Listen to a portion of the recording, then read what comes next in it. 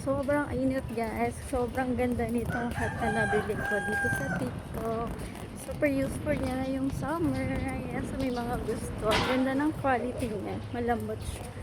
Check okay.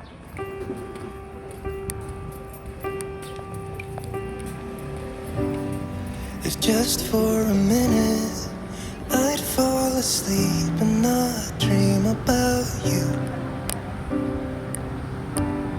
I hate to admit it, I'm out of ideas, I don't know what to do.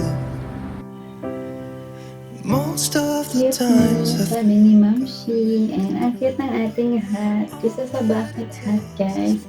From TikTok. And 100 plus pesos ko lang doon na-check out. Ang ganda ng quality niya. Ang ganda pang forma niya.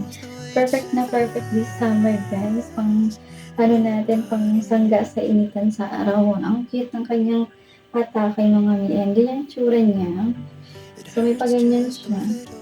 So, pwede mo yung i-adjust po yung parang papasok mo yung ulo mo dyan.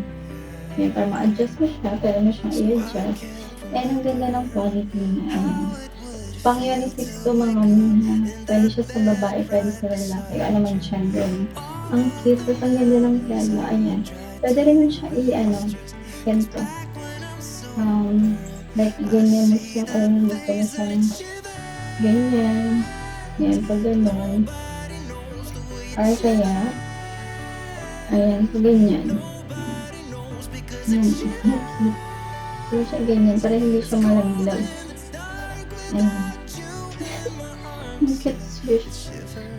Ayan. Diba, ang cute. Ang dami nitong color na pwede nyo pagpilian. Ano ata ito yung pinaka-best seller nila na color? Pwede mo siyang i-ganyan. Depende sa'yo. Pang-araw-araw, summer na. So, mga magdadagan dyan or mag-outing dyan. Perfect pa mga sis. O, pwede mo i-ganyan. Para Korean. Ayan, kung gusto nyo to guys, ang cute. Nandiyan yung link check out natin.